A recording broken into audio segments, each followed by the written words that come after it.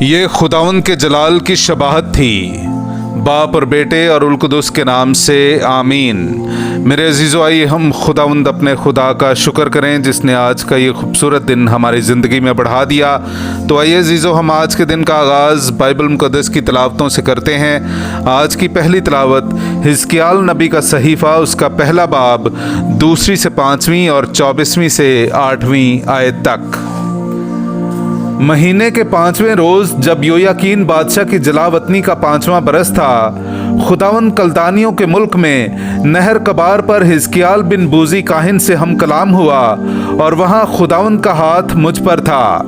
میں نے نظر کی تو کیا دیکھتا ہوں کہ شمال کی طرف سے تند ہوا اٹھی، بڑا بادل تھا اور آگ اس میں لپٹی ہوئی تھی، اور اس کے گرد روشنی چمک رہی تھی، اور اس کے اندر یعنی آگ کے درمیان درخشاں فلز کا سا نظارہ تھا، اور اس کے درمیان سے 4 ہستیوں کی شبیہ نظر آئی، اور ان کی شکل یہ تھی کہ وہ بشر سے مشابہ تھے، اور جب وہ چلتی تھیں تو میں ان کے پنکھوں کی آواز سنتا تھا، گویا پانی کی کثرت کی آواز یعنی قادر مطلق کی آواز، اور لشکر کی آواز کی مانند شور کی آواز ہوتی تھی، اور جب وہ ٹھہرتی تھیں تو اپنے پنکھ نیچے کو لٹکا دیتی تھیں۔ جب وہ ٹھہرتی تھیں اور اپنے پنکھ لٹکا دیتی تھیں تو اس فضا میں سے جو ان کے سروں کے اوپر تھی آواز آتی تھی، اور اس فضا کے اوپر جو ان کے سروں پر تھی نیلم کے پتھر کی شکل کی شباہت تخت تھی، اور شباہت تخت پر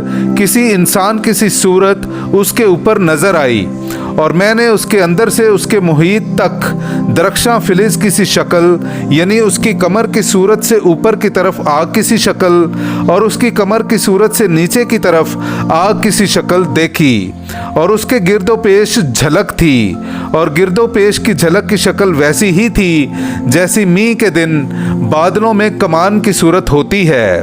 خداوند کے جلال کی شباہت کی شکل یہی تھی۔ میں اسے دیکھ کر منہ کے بل گر پڑا اور ایک کلام کرنے والے کی آواز سنی۔ پاک کلام کا پڑھا اور سنا جانا ہم سب کے لیے باعث برکت ہو۔ خدا کا شکر ہو۔ تیرا جلال آسمان اور زمین کو معمور کر دیتا ہے۔ میرے عزیزو، آئیے ہم خداوند اپنے خدا کی حمد و تعریف کریں۔ میں آپ کے سامنے پڑھوں گا زبور نمبر 148، اس کی 1 سے 2 اور پھر 11 سے 14 آیت تک۔ ہاللویا! آسمان پر سے خداوند کی حمد کرو، عالم بالا پر اس کی حمد کرو۔ اے اس کے تمام فرشتوں، اس کی حمد کرو۔ اے اس کے تمام لشکروں، اس کی حمد کرو۔ شاہان جہان نیز تمام اقوام، عمرہ اور زمین کے کل حکام، جوانان بلکہ دوشیزگان بھی، اے ضعیفو اور اے بچگان، یہ خداوند کے نام کی حمد کریں، کیونکہ اسی اکیلے کا نام متعال ہے۔ اس کی حشمت زمین اور آسمان سے بلند ہے۔ اس نے اپنی امت کے سینگ کو بلند کیا ہے۔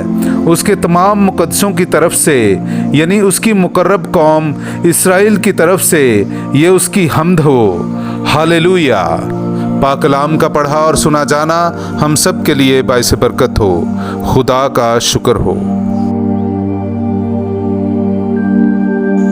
میں وہ زندہ روٹی ہوں جو آسمان سے اتری ہے، اگر کوئی اس روٹی میں سے کھائے تو ہمیشہ زندہ رہے گا۔ میرے عزیزو، آئیے ہم آج کا انجیلی اقتباس سنتے ہیں۔ انجیل مقدس بامطابق مقدس متی، اس کا 17واں باب 22ویں آیت سے لے کر 27ویں آیت تک۔ اور جب وہ جلیل میں ٹھہرے ہوئے تھے، یسوع نے ان سے کہا، ضرور ہے کہ ابن انسان آدمیوں کے ہاتھ میں حوالہ کیا جائے، اور وہ اسے قتل کریں گے، اور وہ تیسرے دن جی اٹھے گا۔ اس پر وہ نہایت غمگین ہوئے۔ جب وہ کفرنہوم میں آئے تو 2 درہم لینے والوں نے پترس کے پاس آ کر اس سے کہا کہ کیا تمہارا استاد 2 درہم نہیں دیتا؟ اس نے کہا، دیتا ہے۔ اور جب وہ گھر آیا تو یسوع نے پہلے ہی کہہ دیا کہ اے شمعون، تیرا کیا خیال ہے؟ شاہان جہان کن سے محصول یا جزیہ لیتے ہیں، اپنے بیٹوں سے یا غیروں سے؟ جب وہ بولا غیروں سے تو یسوع نے اس سے کہا، پس بیٹے بری ہوئے، لیکن تاکہ انہیں ٹھوکر نہ کھلائیں تو جا کر جھیل میں بنسی ڈال اور جو مچھلی پہلے نکلے اسے لے، اور جب تو اس کا منہ کھولے گا تو اس میں 4 درہم پائے گا، وہ لے کر میرے اور اپنے لیے انہیں دے۔ پاک کلام کا پڑھا اور سنا جانا ہم سب کے لیے باعث برکت ہو۔ خدا کا شکر ہو۔